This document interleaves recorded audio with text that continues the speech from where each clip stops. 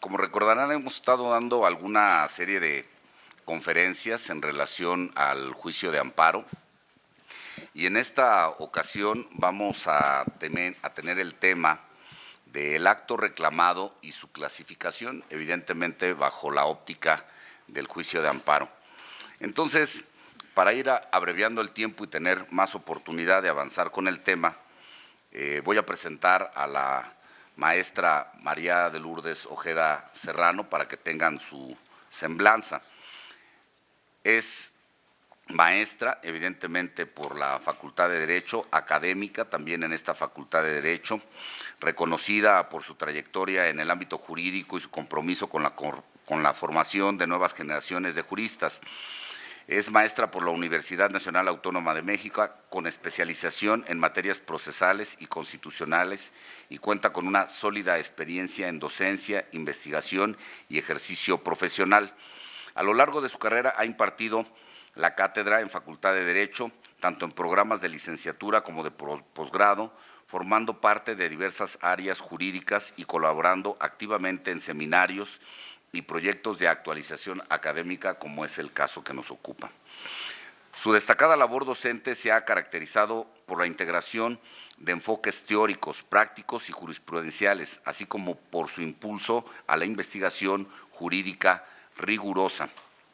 Y por rigurosa entendamos, no todos los TikToks son reales, ¿no? En el ámbito profesional se ha desempeñado como abogada litigante, asesora jurídica y participante activa en foros y programas de capacitación especializados particularmente en temas vinculados a derecho procesal, constitucional, protección de derechos fundamentales y administración de justicia. Asimismo, ha colaborado con instituciones públicas y asociaciones profesionales en proyectos de fortalecimiento jurídico, cultura de la legalidad y actualización normativa. Su compromiso institucional incluye la participación en actividades colegiadas, proyectos académicos, elaboración de materias de apoyo para estudiantes y futuras reformas educativas en el campo del derecho. Es decir, hay que presentar iniciativas si queremos un nuevo modelo de justicia en México. La maestra Ojeda Serrano es reconocida por su rigor académico, ético y profesional y su vocación docente, atributos que la han consolidado como un referente en el ámbito jurídico y universitario. Les pido un fuerte aplauso para la maestra, por favor.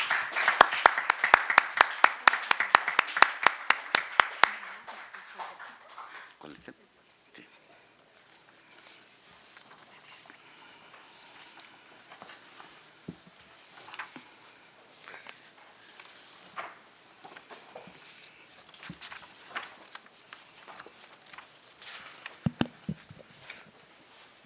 Muy buena tarde a todos, a todas y todes. Muchísimas gracias, maestro, por el honor de la invitación a la continuación de estos foros, maestro Marco Antonio Madrigal, y hoy tenemos a un invitadazo en esta mesa. Estamos de plácemes pues con el maestro Adrián Arellano Regino, un apellido sin embargo emblemático en la postulancia del derecho mexicano o la postulancia en este país, ese apellido muy reconocido por su gran perspicacia, profesionalidad y resultados para la defensa jurídica en este país y a nivel internacional, ¿por qué no decirlo así?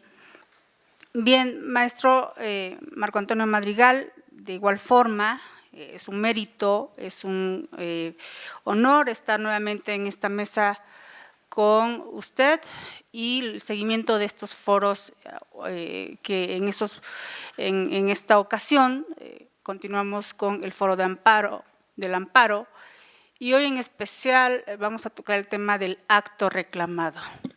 Para ello quiero hacer un preámbulo porque estoy ante dos próceres de esta materia y no me quiero extender mucho, pues quisiera que escucháramos la gran riqueza del conocimiento que tienen ambos ponentes el día de hoy. Bien.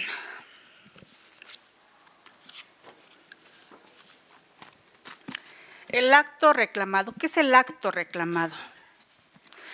Es la acción, omisión o norma general emanada de una autoridad que viola los derechos del quejoso, siendo el elemento central y obligatorio para la procedencia de este juicio. Sí, el requisito sine qua non. El acto reclamado técnicamente, la ley de amparo establece que debe señalarse en el contenido de la demanda inicial y es parte del contenido del informe justificado de las autoridades señaladas como responsables. Implica su estudio para que el órgano jurisdiccional se pronuncie sobre la suspensión, nos permite proyectar la argumentación para la elaboración de nuestros conceptos de violación. Dota de valor a la petición de la protección de la justicia federal al ser lo que pretende modificar o revertir a través de la sentencia favorable. Bien, la clasificación del acto reclamado. El acto reclamado lo podremos encontrar en sus clasificaciones como positivos, negativos, consumados, de tracto sucesivo, inminentes y futuros. Es importantísimo no confundir al acto reclamado con el derecho afectado o con los conceptos de violación. En su concepto del acto reclamado dice que es la acción, omisión o norma general emanada de una autoridad que viola los derechos humanos. Bien, yo en alguna de mis clases les he puesto como ejemplo las reformas que luego en los congresos locales se llevan a cabo y que viola preceptos constitucionales, sobre todo en materia de derechos humanos. Un ejemplo reciente en las reformas de Campeche.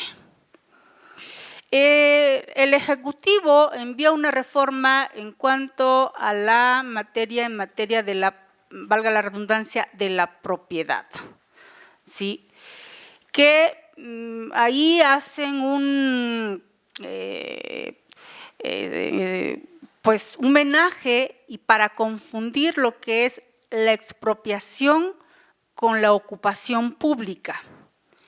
Y el Congreso aprueba esta reforma en la cual cuando un gobierno tiene la disposición de ocupar un bien privado para cosa pública, ¿sí?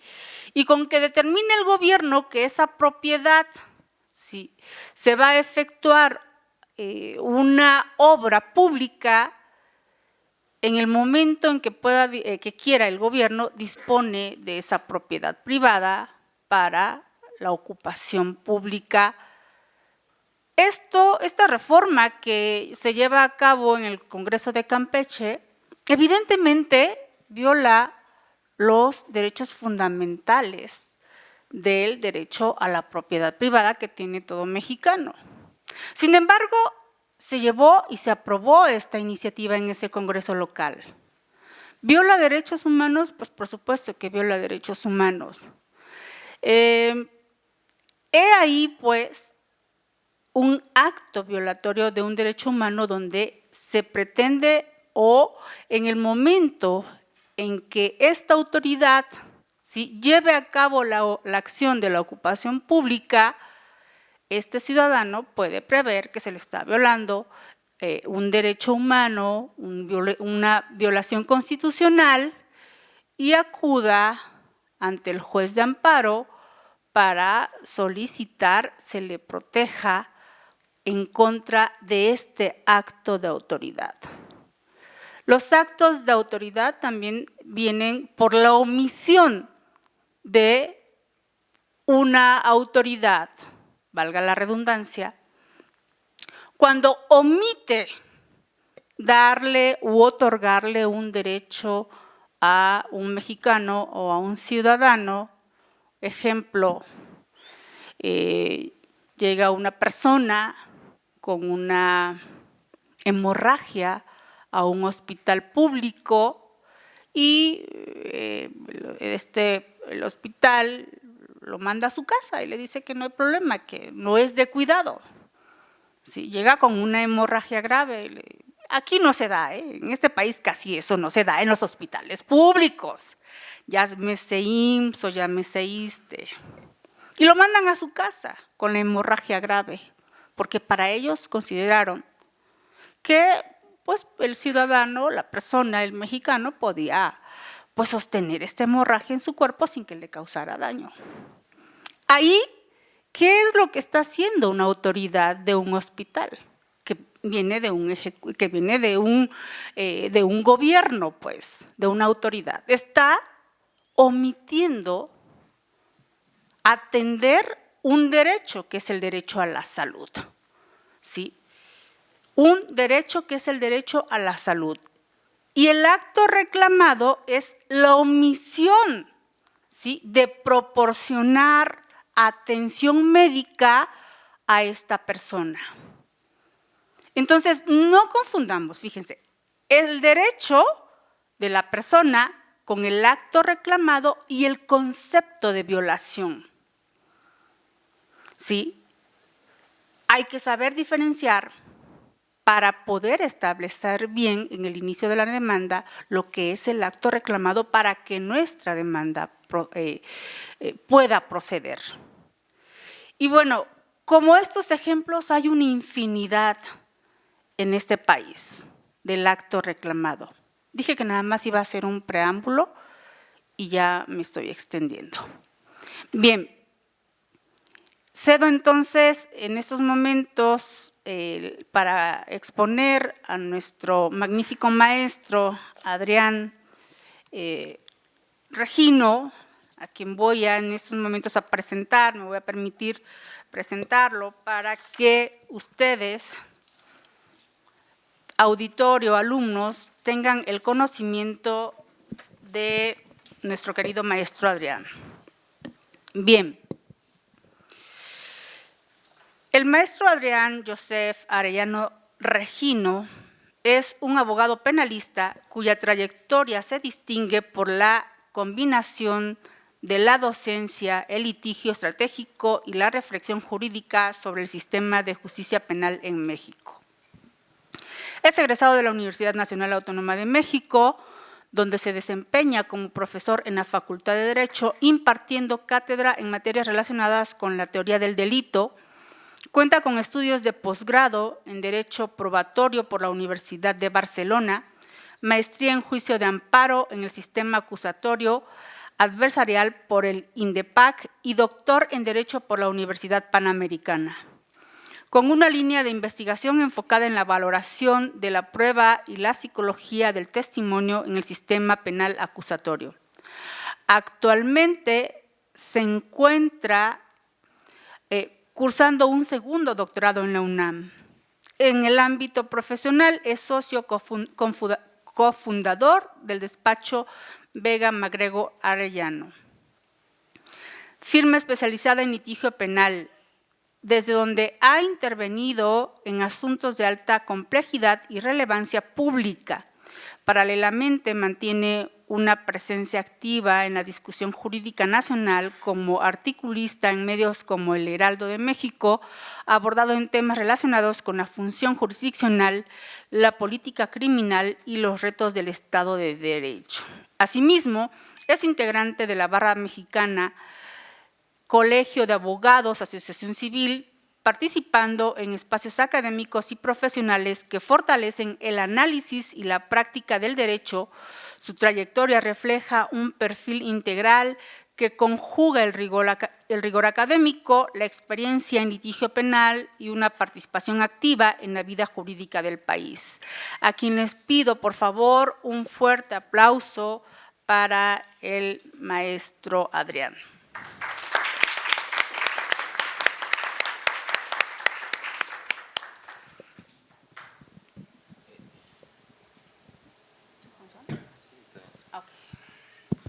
Bien, muchas gracias maestra, muchas gracias maestro.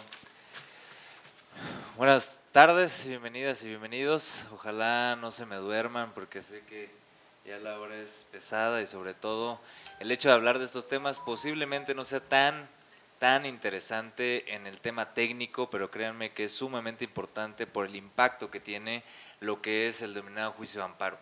Entiendo que esto es como una labor que está haciendo el maestro Marco Madrigal con relación a unas jornadas de conferencia con relación a este tema, pero me gustaría plantear solamente un poquito de contexto para partir sobre el tema que estamos hablando del acto reclamado y no tal vez enfocarme tanto en la implicación jurídica, sino en un poco de la historia sobre esta circunstancia para de ahí partir qué o cuál es la trascendencia del acto reclamado.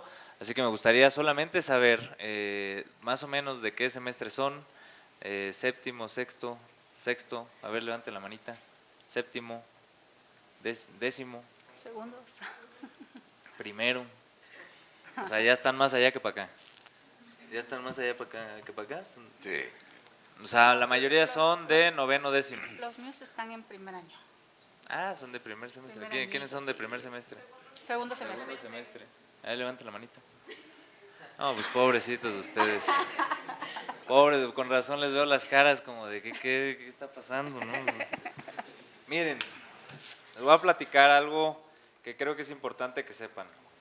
El tema del juicio de amparo se crea en nuestro país y surge esta idea con la finalidad de darles a ustedes y a nosotros una herramienta para poder proteger nuestros derechos humanos frente a actos de autoridad, ¿no? Supongamos que a ustedes el día de mañana los agarran o los empiezan a investigar por algún delito y les libran una orden de aprehensión, que es una orden de aprehensión cuando una autoridad va y te puede detener en cualquier momento. Y entonces para evitar alguna circunstancia mayor que te pueda perjudicar a tu libertad, que es un derecho que ustedes tienen, pues existe este medio como lo es el juicio de amparo que les puede proteger sobre acciones que pueden pasar el día de mañana. El juicio de amparo, creo yo, que tiene una trascendencia fundamental en nuestro sistema, no solamente porque se creó con la finalidad de proteger a ustedes los derechos humanos que tenemos, sino para ser una herramienta efectiva que tendría que ser en nuestro sistema. Hoy ya no sé qué tanto, derivado de que ahora a ustedes les va a tocar una realidad sumamente diferente por cuanto hace a la reforma judicial, y no solamente lo destaco por una cuestión de perfiles que van a estar a cargo de resoluciones de esos amparos, sino porque es una reforma que, si no lo han visto ustedes, es histórica. Estamos hablando que cambiaron al 80% y en algún momento va a ser el 100% de todas aquellas personas que llevaron a cabo un proceso de selección y que por el día de mañana solamente basta con especie de votos para poder llegar y ser seleccionados. Igual el día de mañana ustedes serán candidatos en esa boleta, no lo sé, pero al final del día creo que nuestro gran reto como sistema es estar preparados y saber realmente lo que estamos haciendo para que el día de mañana las personas que dependan de las decisiones que tomemos como juzgadoras o juzgadores sean trascendentes. Entonces, creo que parto de esta idea de que ustedes están viviendo un momento histórico. Si no lo han visto así, preocúpense, porque pues no sé si ya vamos de salida, todavía estamos ya un poquito más allá, pero ya estamos nosotros de este lado un poquito más allá que para acá. Los de primer semestre ya es para que se preocupen de si tomaron una buena decisión en estudiar derecho o no. No lo digo para espantarlos, lo digo para que se pongan las pilas y para que se pongan a estudiar, porque este tipo de foros, y tal vez tiendo al discurso ético o moral, es para que los aprovechen y no para que se vengan a dormir, así como su compañero que seguramente está todo cansado. Pero yo soy así, y perdón, mi querido maestro, pero yo señalo y yo digo y hago participar y demás, porque la idea es que no se duerman y la idea es que aprendan por lo menos algo, porque por lo menos ya llevo 10 minutos que ustedes no van a recuperar y yo tampoco. Por lo menos yo ya me divertí porque ya señalé a su compañero, ¿no? Pero los demás no lo sé. Entonces, partiendo ya más o menos de esta base, también pongámonos, o me pongo un poco más serio, el tema del juicio de amparo, insisto, ¿de dónde viene? ¿Por qué surge? Imagínense ustedes que hace más de 100 años lo que hacía la burguesía, lo que hacían las autoridades, los monarcas, ustedes seguramente han visto algunas series de Netflix, etc., cuando hay esta monarquía y las personas podían decidir y pasar sobre los derechos de las personas, había esclavos, había etc., infinidad de cosas, en donde nadie era protegido por las leyes que estaban establecidas en papel. Hoy me podrían decir ustedes, bueno, es que eso pasa similar a lo que vivimos el día de hoy, pero créanme que cuando hay una efectividad de derechos, se ve, se aprecia y sobre todo el día de mañana que ustedes van a ejercer la abogacía, el mejor reconocimiento es saber que su trabajo, que es lo que están haciendo, impacta vidas, porque eso es lo que se están preparando hoy, para que el día de mañana las personas que confíen en ustedes, lo que hagan, cambien la vida de esas personas que ustedes representen. Entonces, el juicio de amparo viene de esta naturaleza, viene de esta preocupación, viene de que alguien necesita ser escuchado frente a los actos de autoridad para que no haya este autoritarismo, para que no haya una violación de derechos y demás. Entonces partimos de esta idea en donde México venía muy retrasado, porque estamos hablando que confundíamos como Estado mexicano lo que era derechos humanos y garantías individuales durante mucho tiempo, hasta hace poco, que fue el 2011, no sé de qué año son ustedes, ¿de qué año nacieron? ¿2007? No, pues ya. Ahora ya me siento más allá que para acá. Entonces, 2011, cuando ustedes tenían 3, 4 años, llegó una reforma a México muy importante sobre los derechos humanos. ¿Y por qué les digo esto? Porque antes, en la Constitución, en el artículo primero, el apartado, el capítulo primero se denominaba de las garantías individuales y demás, ¿no? Y entonces venían todos los derechos humanos. Entonces, durante todo el tiempo de la Constitución, hasta antes de la reforma del 2011, se entendía que, o se mezclaba, mejor dicho, lo que eran garantías individuales y derechos humanos. Y aquí voy a hacer un paréntesis para saber si saben, o preguntarles si conocen, cuál es la diferencia básica de esto que es garantías individuales y derechos humanos. Y yo sé que por ahí alguien me podría decir, bueno, pues eso da igual en la práctica, pero créanme que no da igual, porque tiene que ver con una estructura técnica en el juicio de amparo. Entonces, ni modo, aquí yo les dije que o a quien vea más distraído o a quien vea más dormido es a quien pregunto. Entonces, a ver, abogada, tu nombre. No, la que me vio, sí, usted, la de Cherry. Julieta, a ver, Julieta, platícame, cuéntame. ¿Qué has escuchado de derechos humanos y garantías individuales? Y también es válido decir de plano, no sé. Porque la sinceridad también se aplaude, ¿no? Pues al final del día, pues no sé, yo no sé. Exactamente. A ver, aquí abajito. Nada. Por lo menos alguien que diga, bueno, pues yo he escuchado, a ver usted el que viene de traje, abogado. No pasa nada, si tienen la idea, aviéntela. Igual y acierta, igual y no. Sí, si no te quemas ahorita, te vas a quemar en las audiencias. Aviéntelo. Mejor aquí. Las garantías individuales aplicaban mucho para también las personas morales y los derechos fundamentales para personas físicas como nosotros. Ok, ¿y los derechos humanos? No, la diferencia entre fundamentales y humanos. No, o sea, garantías y derechos humanos, a ver. Oye, yo ya le hice clase aquí, perdón, maestro. Sí. Está bien, Pero- está perfecto. Son foros. Los derechos humanos se orientan más bien hacia lo universal, facultades universales, y las garantías individuales serían como aquellas, valga la redundancia, garantías que protegen al individuo frente al Estado, que ya están jurídicamente establecidas en una constitución. Ok, a ver, la manita.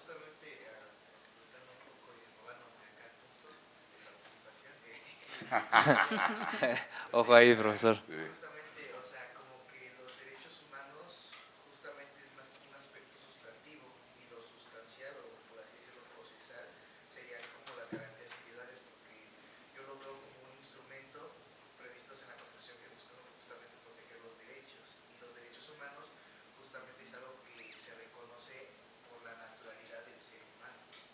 Bien, exactamente, le dio al punto y lo complementaré con todas sus participaciones. Hagan de cuenta que es como un coche o un vehículo, ustedes se suben a su coche y se van a donde quieran. Entonces supongamos que ustedes son los derechos humanos y el vehículo es pues, el que los transporta. El vehículo en este caso es la garantía individual porque es la que protege el derecho humano. La garantía es esa herramienta que te va a permitir de poder llegar al Estado y decirle qué garantías individuales tengo. Pues como garantía, una de las garantías fundamentales que tenemos en el sistema mexicano es el juicio de amparo. ¿Por qué? Porque esa va a ser la herramienta que va a poder exigir el cumplimiento de un derecho humano. Y de ahí nos vamos a lo que decía su compañero de la definición de derecho humano, derecho fundamental. Al final del día es una generalidad y una particularidad. Derechos humanos son los generales y derechos fundamentales son los que están reconocidos en cada estado por nuestra Constitución. Recordando, y eso viene en la reforma del 2011, cambia el sistema de derechos humanos y entonces dicen, ya no vamos a otorgar los derechos humanos en el sistema mexicano, sino que la Constitución va a reconocer. ¿Y qué significa que la Constitución reconozca? Que entonces te da la posibilidad a ti como ciudadana, ciudadano mexicano, de decir, oye autoridad, nosotros tenemos y entendemos que existe un derecho a la verdad, ¿no? ¿Qué es el derecho a la verdad o qué entenderían como derecho a la verdad? Ahí usted, abogada. Lo cierto, ahí atrás. ¿Nada? Derecho a la verdad surge de un evento muy interesante que tiene que ver con las desapariciones de Ciudad Juárez en la Corte Interamericana, en donde hubo una época en Ciudad Juárez, allá en Chihuahua, en la frontera, donde desaparecían o raptaban o secuestraban a las mujeres trabajadoras para poderlas explotar y poderlas llevar a diversos puntos de pues, venta, por así decirlo, generando trata de personas, ¿no? Y entonces el narcotráfico lo que hacía era cooptaba a las mujeres y las metía tal vez a bares a trabajar o las trasladaba a otros países, a Rusia, etc., y a un tráfico pues muy lamentable de toda esta circunstancia. Y de ahí es donde dicen necesitamos saber qué fue lo que sucedió, y las madres que tenían y buscaban a sus hijas decían qué fue lo que pasó, qué fue lo que pasó. Y de ahí la Corte Interamericana dice, pues hay un derecho que se entiende como derecho a la verdad. El derecho a la verdad es una facilidad para las víctimas de saber qué fue lo que pasó y quién fue el que lo cometió. Ese derecho a la verdad es un derecho reconocido en lo que es la Convención Americana para los Derechos Humanos, o mejor conocido como el Pacto de San José, derivado de la Corte Interamericana de Derechos Humanos, derivado de la OEA, etc., ¿no? Ese derecho humano, el derecho a la verdad, si ustedes lo buscan en nuestra Constitución, ¿cuántos artículos tenemos en nuestra Constitución? ¿Ciento qué? ¿Cuántos? Eso, fuerte. 136, porque si no el día de mañana les preguntan a los diputados senadores y después inventan que tienen más. El tema es que dentro de nuestra Constitución, si ustedes buscan el derecho a la verdad, no existe. Ustedes van a buscar y demás y no van a encontrar nunca al artículo que diga el derecho a la verdad. Pero entonces, por eso es que la Constitución lo que busca es reconocer, y entonces ya podemos llegar y decir, en la Convención Americana dice que hay derecho a la verdad, yo soy un ser humano, yo tengo derechos humanos y por lo tanto, reconóceme este derecho. Y entonces es donde vienen muchas circunstancias de aplicación, etc., etc. ¿Qué pasa si me desaparecen o qué pasa si pasa este tipo de eventos donde hay una violación a derechos humanos? Pues el juicio de amparo te ayuda perfectamente para poder proteger esos derechos. Y concluyo esta participación con el siguiente caso para que sepan la trascendencia de lo que hoy yo por lo menos he vivido en una cuestión lamentable de lo siguiente. Me busca una víctima, me busca una amiga y me dice, ¿sabes qué? Tengo a mi papá tuvo un infarto y mi papá lo metieron por cuestiones pues, de circunstancias, estaba fuera de Interlomas y lo metieron al Ángeles de Interlomas y pues ahí lo metieron a urgencias y me lo revivieron y ahí lo tienen internado. Pero al día de hoy llevo 20 días ahí, que pues obviamente no lo puedo mover por el tema de salud, y llevo una cuenta de más de 5 millones de pesos. Y me dicen que no lo puedo sacar y no lo puedo mover hasta que yo garantice esos 5 millones de pesos, y pues yo no tengo 5 millones de pesos, o quién tiene 5 millones de pesos para decir, pues aquí están, en menos de 20 días. Lo más caro en esta vida es no tener seguro, y eso es una recomendación que les doy a ustedes, que en México no tenemos la cultura de tener seguro, y por más caro que parezca, créanme que un incidente de salud te quiebra para toda la vida en temas económicos. Entonces mi amiga me decía, ¿sabes qué? Pues está esta situación. ¿Qué puedo hacer? ¿Qué hago si quiero sacar a mi papá y no me lo dejan sacar? Dice, bueno, pues por ahí el penalista podría decir, pues denunciamos y demás, y unas medidas, pero bueno, ¿cuánto tardó? Ya igual y pasó algo médicamente que puede resultar fatídico.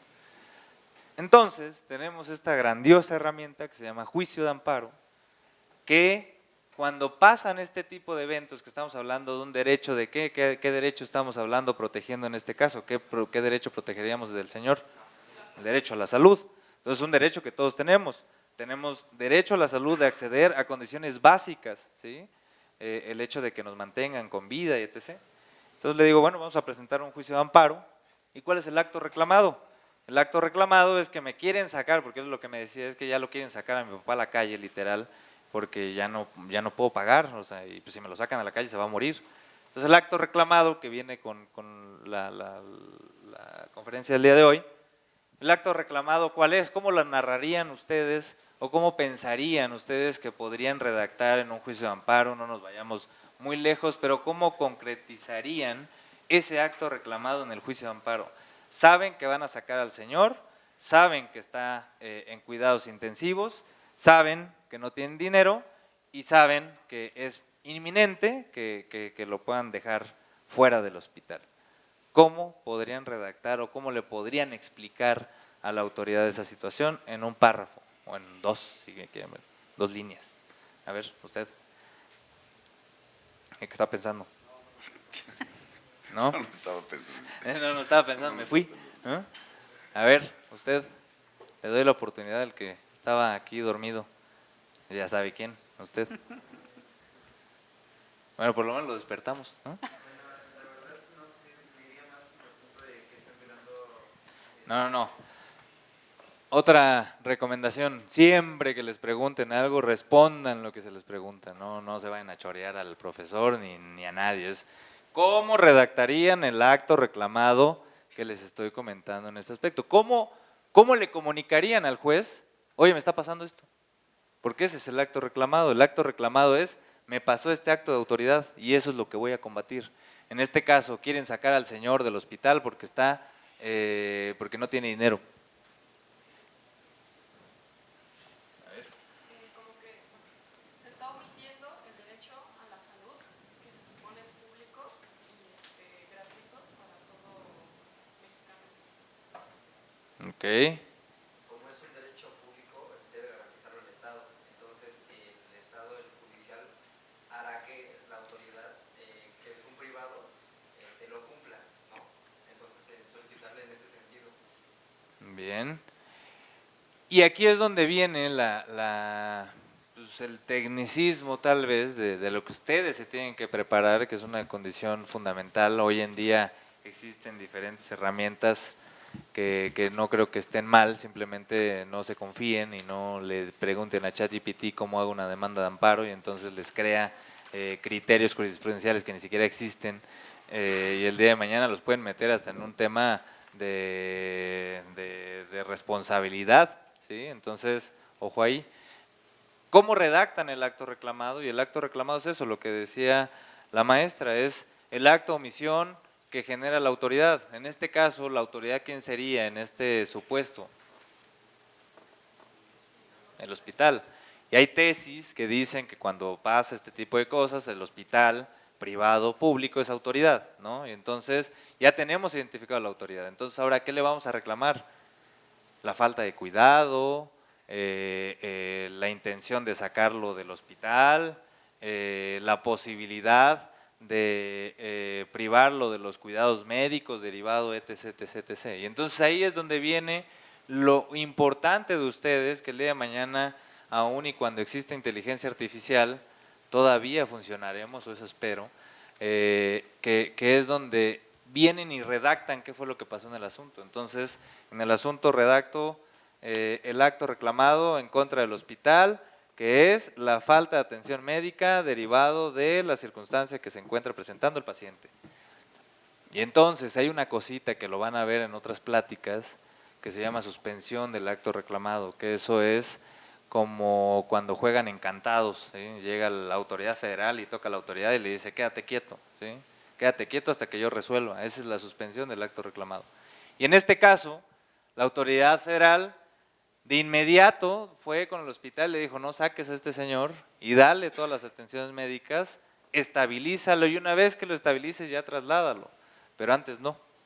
Y entonces pues logramos en menos de 24 horas que el señor no saliera del hospital, que estuviera en el hospital y pues ya después lo trasladaron. Hoy, por eso me acordé del caso, lamentablemente falleció el señor. Y eso es lo que se carga como responsabilidad de lo que ustedes el día de mañana van a tener. Muchas gracias.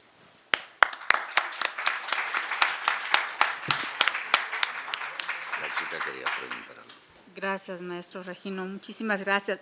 No soy la única, entonces la única maestra estricta aquí en esta facultad. Como se los dije o se los he dicho siempre a mis alumnos, quien llegó a estas aulas a estudiar Derecho porque pensó que era fácil, no. Derecho no son ciencias exactas, no son 2 más 2 igual a 4, no son 3 más 3 igual a 6. Es una carrera muy compleja, sobre todo por las reformas últimas que se le han hecho a nuestra Constitución y las reformas a la Ley de Amparo. Yo les pido de verdad un aplauso muy fuerte nuevamente para el maestro Regino porque nos acaba de dar una cátedra y bueno, para los que tengan algún cuestionamiento para el maestro, adelante, por favor. Entonces la chica estaba… Bueno, entonces… ¿Ya no? ¿Ya te arrepentiste? Dicen que cuando no hay preguntas es cuando más me preocupo, porque entonces o no pusieron atención o no creo que haya sido muy claro. Vania, adelante. En el caso, por ejemplo, para justamente, ¿cómo se llama? El acto reclamado, ¿se podrían también argumentar los perjuicios que le podrían provocar a la persona cuando salga después de pagar esa cantidad? Lo dijiste y qué bueno que lo tomaste porque justo te iba a decir en tu intervención, se me fue. Lo que tú señalaste en tu participación es algo que se denomina concepto de violación, que es diferente del acto reclamado. El acto reclamado es no me dan servicio médico. El acto reclamado es tengo una orden de aprehensión. El acto reclamado es no me dan acceso a la carpeta de investigación.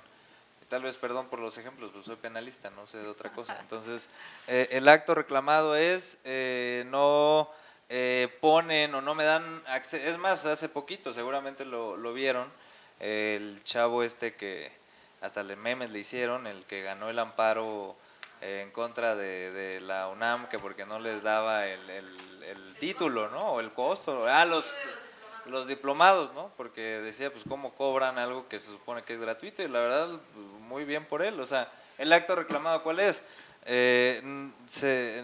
No sé, la determinación de la autoridad en la cual me negó el acceso al diplomado, producto de que no pagué, ¿no? Ese es el acto reclamado. ¿Cuál es el acto que se generó por parte de la autoridad? Y después de eso, después de que ya pusiste el acto, ahora sí viene lo que se llaman conceptos de violación, que en esos conceptos de violación es donde vienen los argumentos lógicos, jurídicos, para poder explicar por qué razón tú crees que te violaron ese derecho, ¿no? Por ejemplo, dices, en este caso del alumno, ¿no? La negativa de la autoridad de darme mi título producto de que no pagué mi diplomado, no sé cómo lo haya puesto, ¿no? Entonces, ¿qué artículo se violenta? ¿Dónde está el artículo de la educación, derecho a la educación? Tercero o cuarto, ¿cuál dan? Tercero. Entonces, artículo tercero, violentado, Constitución, entonces ya pones tu articulito. Luego viene un concepto de violación. Un argumento muy fácil, que ustedes me lo pueden hacer en algo muy breve, que es algo también que yo por lo menos le recomiendo a mis alumnas y alumnos, que es no sean choreros, o sea, evitemos el chorerismo, ¿no? Y tanto en las participaciones y en todo en la vida. Porque si somos directos es mucho más fácil que nos entiendan. ¿Ustedes creen de verdad que una autoridad, un secretario de juzgado va a leer una demanda de amparo de 100 hojas? Pues no.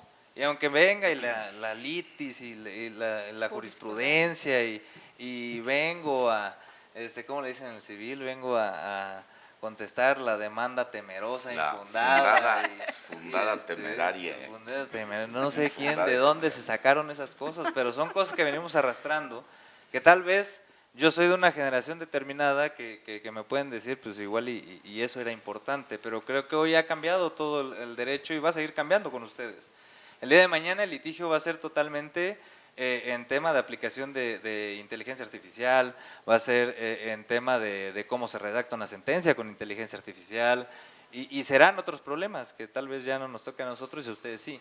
Y entonces el punto es cómo podemos llevar a cabo estos conceptos de violación en esa argumentación. Entonces los conceptos de violación, muy sencillos, es la expresión jurídica del por qué creo que se está violando ese derecho. Su señoría, se viola el derecho del acceso a la educación porque en el artículo 3 de la Constitución se dice que la educación debe ser gratuita y en los estatutos de la Universidad Nacional Autónoma de México se dice que la educación es gratuita y en consecuencia el hecho de que me cobren un diplomado para efecto de acceder a mi titulación implicaría un trato desigual o implicaría una violación a ese precepto producto de que me están condicionando para yo poder acceder a ese derecho. Ya está, es su argumento, ¿no? Entonces, el argumento, insisto, es, el concepto de violación es la expresión, si lo quieren ver un poco más rimbombante, la expresión lógica jurídica de los argumentos con los cuales se entiende que está usted argumentando, la famosa fundamentación y motivación, ¿sí? Que viene en el artículo 14 y 16, que solo es para la autoridad, pero también lo tenemos que hacer nosotros para poder tener herramientas de poder debatir si es que nos niegan la razón. ¿Vale? Muchas gracias, maestro. Sí, exactamente, no se confunda el derecho del afectado, el acto reclamado y los conceptos de violación. El acto reclamado, tengo derecho a la libertad y cometí una falta administrativa, pero me tienen privado de mi libertad. El acto reclamado es el derecho a la libertad, ¿cierto? Bien. Pasemos entonces con nuestro siguiente y magnífico ponente, el maestro Marco Antonio Madrigal, que es el impulsor de estos foros tan importantes aquí en nuestra facultad y que nos hace el favor y gran honor de invitarnos para dar el seguimiento semestre con semestre. Me voy a permitir dar una pequeña semblanza del maestro Marco Antonio Madrigal. Él es maestro en Derecho por la Universidad Nacional Autónoma de México, donde cuenta con 17 años de antigüedad académica y actividad docente. Ha impartido asignaturas como Introducción al Estudio del Derecho, Teoría General del Proceso, Derecho Procesal Civil, Derecho Procesal Penal, Juicios Orales en Materia Civil, Práctica Forense de Derecho Civil y Procesal de Amparo. Ha participado en obras colectivas como Colección Académica y Diccionario sobre temas socioterritoriales, ambos publicados por la Facultad de Derecho, y de manera individual es autor de los libros La constitucionalidad de la preferencia materna y Concepto de definición actual de víctima. Asimismo, ha colaborado como articulista en Notitia Criminis, con publicaciones enfocadas en los derechos de las víctimas y el análisis crítico de la función ministerial, entre ellas la correcta dimensión de la víctima y examen de la función ministerial desde la violencia institucional en México.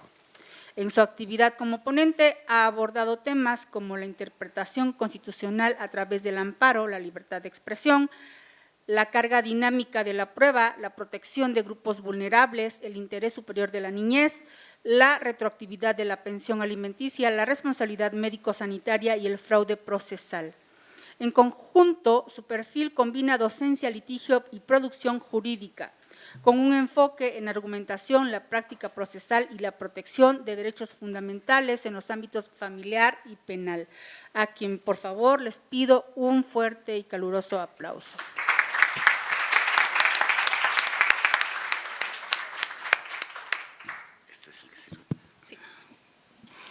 Bueno, pues muy buenas tardes.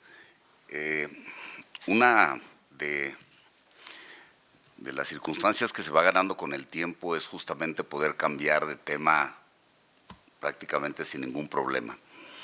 Recuerden que veníamos con el tema de el acto reclamado y su clasificación. Me parece muy acertado lo que hizo el maestro Adrián Arellano para ver cuál es el nivel académico en el que tienen, porque posiblemente el tema hubiera quedado muy elevado para su grado de estudios, de tal manera que por mucho que nos pudiéramos nosotros enfocar a un tema de esta categoría, por llamarle así, de este troquel jurídico, difícilmente se podría entender para todos, y lo que tratamos es justamente de transmitir ese conocimiento, ¿no? Entonces tendríamos que comenzar desde el principio, desde la génesis, como empiezan todas las, o la mayoría de las tesis, ¿no? Desde la historia. En la historia, el ser humano nació siendo capaz de autodeterminarse. El ser humano podría pensar y hacer lo que le viniera en gana, lo que por instinto tuviera el deseo de hacer. No había nada que lo limitara, ojo, no había nada que lo limitara. Y por ahí hay un libro muy interesante de Guido Faso que les hablaría de esa etapa en la que el único que podría, en todo caso, poder ser un referente de orden sería Dios. Y no Dios en el sentido como hoy lo tenemos concebido, porque había muchos dioses. De tal manera que, para efectos prácticos, el ser humano no tenía quien pudiera determinarlo. Entonces, esa es la premisa base que debemos de entender, no solamente para esta parte, sino para todo el mundo jurídico que ustedes van a tener por delante. El hombre tiene capacidad de autodeterminarse, y hay dos partes: la parte interna y la parte externa. La parte interna está centrada en lo que nosotros pensamos, mientras que la parte externa es en lo que nosotros hacemos. Luego entonces se empiezan a reunir grupos, colectivos, en un territorio, y empiezan a tratar de ordenarse y se dan cuenta que no hay orden, hay desorden. Entonces tratan de establecer una serie de reglas que para el derecho romano le llamaban regulae, que las regulae no son lo mismo que reglas, pero son órdenes establecidos a través de distintos patriarcas que sí generaban respeto para la colectividad, y consecuentemente se van dando ciertos parámetros de conducta permitidos o no permitidos. Diría un maestro, Rolando Tamayo, muy reconocido para esta universidad, conductas permisibles y conductas no permisibles. Es un parámetro muy importante. Pero también ese grupo social es el que establece quién va a regular todas estas características sociales de conducta, quién en todo caso las va a sancionar. Ojo, porque eso tiene mucho que ver con lo que ha pasado y con lo que mencionó el maestro respecto de la reforma a todo el Poder Judicial. Entonces, desde el principio, y aunque no nos guste, desde el principio el poder está en el pueblo. Ese grupo colectivo de personas fue quien determinó cómo poderse regular. Y determinó muy interesantemente: lo que pienses no me interesa, lo que hagas sí interesa para el grupo social. Entonces, lo que nosotros tenemos como esa capacidad de autodeterminarnos se llama soberanía. Soberanía interna y soberanía externa. Nuestra soberanía interna es lo que pensamos y nos es propia, no nos las pueden arrancar, es el mundo de nuestras ideas. Dirían algunos penalistas, ahí es donde comienza el iter criminis. Bueno, la fase externa es la que nos preocupa porque es ahí donde se desarrollan las conductas y donde podemos tener una afectación a todo el grupo social al que estamos perteneciendo. Esa fase externa o esa soberanía externa es la que sí le preocupa al ente colectivo. Ese ente colectivo va avanzando también en el tiempo, estoy dando grandes pasos, ¿no?, hasta que llega a formarse el Estado, y hay muchos tipos de estados, ¿no?, muchas formas de configurar un Estado. Lo ven como pacto social, lo ven como un grupo disciplinario, lo ven como una forma de poder sobrevivir ante las adversidades de la propia naturaleza, en fin. tenemos un Estado y tenemos ya un órgano de gobierno. Problema, estoy yendo a pasos gigantescos. El problema es que las personas que llegaron a encarnar ese poder, llámese reyes, llámese feudales, llámese hoy en día todas las autoridades del Estado, han usado y abusado de ese poder. ¿Para quién van a abusar y a usar ese poder? En beneficio o en perjuicio de todos los gobernados, o sea, nosotros. Ejemplo muy clásico, la Santa Inquisición. No sé si sepan, la Santa Inquisición llegó a México, estuvo en México. ¿Alguien sabe dónde se llevaban a cabo todos los actos de la Santa Inquisición y dónde los quemaban? ¿No? ¿Saben dónde están los juzgados familiares? Justamente ahí. O sea, si ven películas de la Santa Inquisición y piensan que pasó en Francia, Italia, las Europas y que no llegó a México, es incorrecto, en México también llegó. Entonces, por eso es que se le llamaba al sistema penal inquisitorio, porque el gobernado prácticamente no tenía defensa. En aquel entonces, que ya no les va a tocar a ustedes, a los detenidos los tenían detenidos y a nosotros como defensas, porque sí soy de otra generación, no nos dejaban entrar a verlos, no podíamos asesorarlos. La premisa era, no porque lo vas a aleccionar, pues justamente ese era el motivo de la defensa, aleccionarlo para decirle esto sí, esto no, por arriba, por abajo, lo que tú estás pensando es incorrecto, no cometiste este delito, en fin, no se permitía, por eso se llamaba modelo inquisitorio. Entonces, esa parte del Estado que realizaba cualquier tipo de arbitrariedad tenía que tener un freno. Ese freno para México se lo dio don Crescencio Rejón, si mal no recuerdo, 1941, al 41 y 43, ¿no? Nos las da don Crescencio Rejón a través del juicio de amparo, y ese amparo para México es formidable.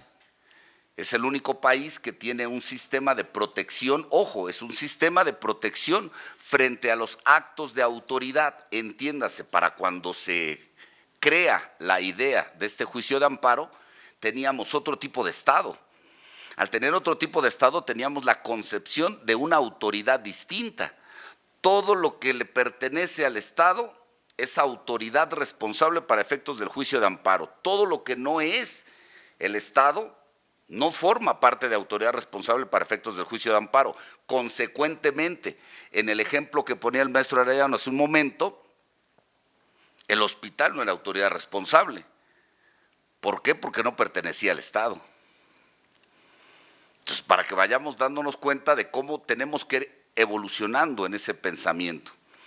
Entonces, prácticamente el Estado se constituye como un monstruo que está atacando a todos los gobernados a diestra y siniestra, clausurándoles, quitándoles su patrimonio, no permitiéndole el acceso a la salud. Bueno, muchas otras cosas. Hay una canción que me recordó hace tiempo, y lo platicaba recién en clase, de La Martina, de la época más o menos de la Revolución, y La Martina es prácticamente lo que hoy le llamaremos un corrido, y es real.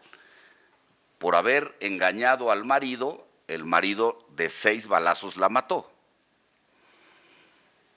Tema importante, estaba regulado en el Código Penal y estaba menguada la sanción, muy menguada la sanción por ese tipo de delitos. Entonces, va cambiando forzosamente nuestra forma de pensar. Diríamos, hoy en día tiene que ser el derecho progresivo, progresista, tenemos que pensar de mejor manera. Y entonces, este juicio de amparo nos sirve para protegernos de esos actos de autoridad. Pero nos damos cuenta que el Estado, que es quien a través de lo que anteriormente se le consideraban garantías individuales, y que las garantías individuales, pues muy mal, porque eran la Constitución, o sea, la ley te reconocía los derechos que tú tenías acceso. Es tanto como pensar que los patos le tiran a las escopetas. Si nosotros El derecho es una formación social. Es el resultado de una ideología social de nosotros. Si nosotros creamos al Estado, el Estado no nos puede gobernar. Si nosotros creamos la inteligencia artificial no nos va a venir a hacer la tarea presentando un amparo. Por supuesto. Y espero que nunca llegue el momento. Entonces, en estos casos, el Estado tiene que irse ampliando, no nos puede reconocer esos derechos, porque nosotros tenemos esos derechos desde que nacemos, de ahí el concepto de derechos humanos, y teníamos que remontarnos hasta el derecho positivo y el derecho natural. Entonces, los derechos humanos, estén o no estén reconocidos en la norma, los tenemos. De hecho, hay nuevos derechos humanos que se están gestando, no solamente el derecho a la verdad, que también se dio, el derecho a la verdad a la que hablamos, pero en términos de información verdadera, es un derecho humano que se está gestando también, con tanta información falsa. Cuando ese derecho humano ya está positivado, ya está no solamente en la Constitución, sino en alguna otra norma regulado, entonces ya pasa a ser un derecho fundamental. Entonces, todos esos derechos fundamentales van ampliando el catálogo, ya no solamente el Estado y los entes que formen parte del Estado son autoridad responsable de los cuales nosotros nos podemos proteger, sino también todos aquellos particulares que hayan sido autorizados por el Estado, y ahí entra el tema del sector salud, que ojo, el derecho a la salud no es un derecho humano, por ahí hay una prerrogativa que se dio, es el acceso a la salud, o sea, también es un juego de palabras, pero para los que le pegamos a la médico-sanitaria, es una gran diferencia tener el derecho humano a la salud o el derecho al servicio a la salud, o sea, son dos temas por ahí distintos, por eso no podemos ganar la responsabilidad patrimonial del Estado.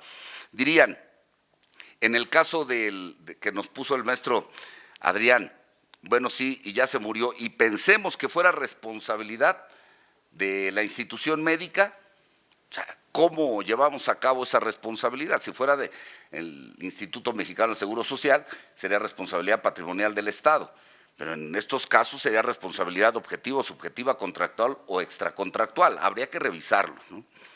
Pero al final tenemos métodos para poder llegar ahí, ¿no? Esas garantías procesales de las que habla el artículo 8º de la Convención para poder llegar a esos fines. El caso es que se va ampliando. El derecho al transporte también lo regula el propio Estado. Entonces, todos los de los Ubers y demás también son autoridad responsable. Los notarios, aunque no les guste, también son autoridad responsables. Y eso que son particulares, sí, pero la patente se las da el Estado, ¿no? Las escuelas particulares, por supuesto, no se diga las universidades. Entonces ya comienzan a gestarse y ya empiezan a despertar varias mentes que vienen a estas conferencias para darse cuenta y decir, entonces, si me piden una cuota, ¿puedo impugnarlo? Por supuesto. Que lo ganes o no lo ganes, eso es otro boleto, porque me parece que en el caso del estudiante, no fue que el estudiante haya ganado, sino que la universidad contestó a destiempo. Eso es otro boleto, una confesión ficta. Entonces, ahí sí hay que revisarle cuáles son los temas. ¿Pueden impugnarlo? Por supuesto. Yo he intentado muchos supuestos, ¿no?, en los que va uno avanzando en esos temas, ¿no? No es un tema completamente dado, todo tiene que irse modificando, el derecho es dinámico y entonces en ese dinamismo tendremos que ir ampliando. Total, tenemos el acto reclamado para el Estado y, ojo, para las personas que también son autorizadas por el Estado para llevar a cabo alguna actividad propia del Estado. Pero lo más interesante es la suspensión. Decía el maestro Adrián, la suspensión es como un estate quieto, no realices. Esa era la anterior forma de pensar. Y esa forma de pensar nos llevó a muchas consecuencias, en mi opinión, impensables. ¿Por qué? Cataloguemos la clasificación de los actos muy sencilla en 3. Actos positivos, es decir, hay un actuar, lo que les estaba diciendo no es lo que piensas, sino lo que haces. Actos positivos, actos negativos y actos omisivos. La suspensión nada más se concedía para efectos de los actos positivos, porque decían, son susceptibles de suspenderse, esto es un no hagas. Problema, ¿qué pasaba con los actos negativos y los actos omisivos? No era dable que se concediera la suspensión. Y entonces prácticamente se quedaba neutralizado toda la idea del amparo, porque en muchas ocasiones no importa lo que llegues a resultar. En el caso del ejemplo, vuelvo a regresar para seguir trabajando en ese mismo, si no estuviera la suspensión y no se concede para un efecto de ese tipo, lo único que va a suceder es que el amparo, aunque se llegue a ganar, pues el señor ya murió. ¿No? Hay un hoyo en la casa, hay un boquete, un socavón que se abrió. Fíjense muy bien, hay un socavón que se abrió. Pasan los niños todos los días, pasan los niños de la vecina y donde que en la colonia nos gusta el chamaquerío y hay 100 chamacos de 10 familias. Nos toca de 10.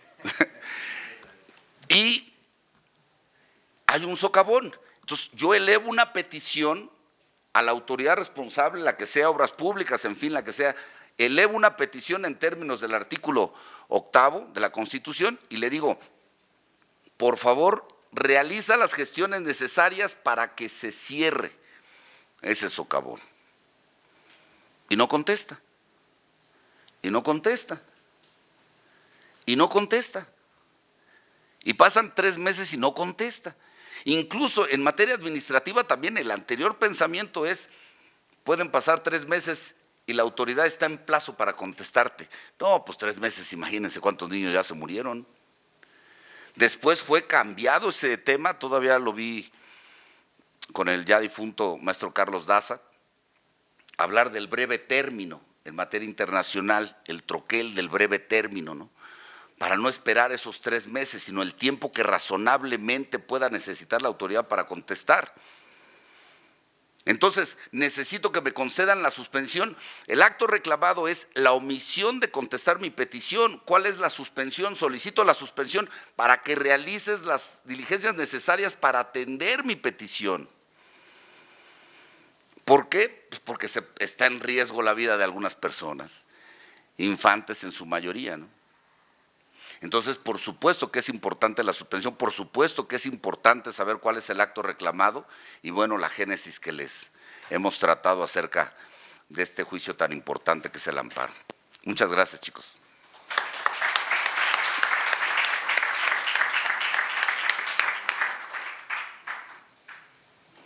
Muchísimas gracias, maestro Marco Antonio, maestro Adrián. Muchísimas gracias al maestro Marco Antonio Madrigal, al maestro Adrián, por supuesto. Son 2 grandes instituciones de esta facultad en la materia.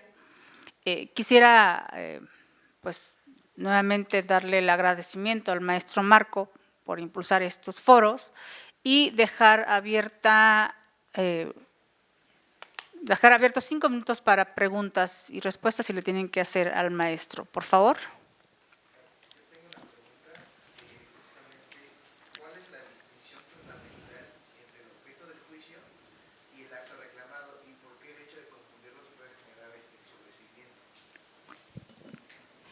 El objeto del juicio.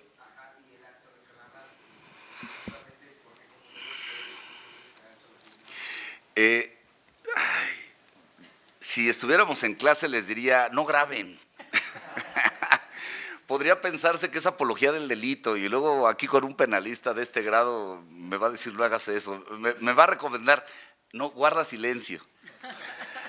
A ver, mira, para efectos pedagógicos es lo mismo, pero para efectos prácticos allá afuera no es lo mismo. Te voy a poner un ejemplo muy claro. Fíjate muy bien, si nosotros hablamos de la presunción de inocencia, todo el mundo te va a decir, la presunción de inocencia es un principio que aplica únicamente en materia penal. Yo les estaba diciendo hace un momento, tienen que ir más allá. Si nosotros nos vamos al Código de Comercio y a la Ley General de Títulos y Operaciones de Crédito, tenemos la vía ejecutiva mercantil, que eventualmente permite que se dicte un auto de exequendo o un auto de ejecución con efectos de mandamiento en forma. ¿Qué significa? Primero embargo y después averiguo. Tú presentas tu demanda en la vía ejecutiva mercantil y se ordena el auto de exequendo y después el emplazamiento. Todo el mundo nos ha dicho en materia procesal, el primer acto es el emplazamiento, es incorrecto. Depende la naturaleza del juicio, y más con los nuevos juicios que tenemos ahorita. También hay medidas precautorias que se dictan antes del proceso. Entonces, se abre el proceso y el primer acto procesal no es el llamamiento a juicio, el primer acto es el embargo, para poder garantizar, porque la vía ejecutiva mercantil versa sobre títulos ejecutivos mercantiles o civiles. Pues también tenemos las dos vías. Bueno, pero ese embargo, no supe, no me dijeron nada, fue totalmente, es más, el hecho de que consideren al título de crédito una prueba preconstituida, en mi opinión, viola el principio de presunción de inocencia, porque ¿qué tal si falsificaron mi firma? Ojo, esto se ha dado, se ha dado mucho. Entonces, presenté la demanda de amparo en contra de la ejecución del auto de exequendo. Ya sabía que iba a perder. ¿Por qué? Pues porque el criterio está muy marcado. Todos los jueces federales, como no vienen de repente mucho por acá, tienen considerado que el principio de presunción de inocencia aplica específicamente a la vía del amparo, a la vía penal, perdón, y que eventualmente sé que voy a perder, pero me van a conceder la suspensión para el efecto de que no se lleve a cabo la ejecución del embargo. El embargo ya se trabó. La ejecución consiste en girar el oficio al banco para que me traben las cuentas, y ahí es donde lo detengo, en lo que mi cliente paga sus cuentas y eventualmente la cuenta se queda sin fondos, ¿no? Entonces, por supuesto que tiene que ver mucho las grandes diferencias, pero eso significa conocer bien la materia, venir a estas clases y ver cómo se va dorando la píldora, ¿no? Muchas gracias.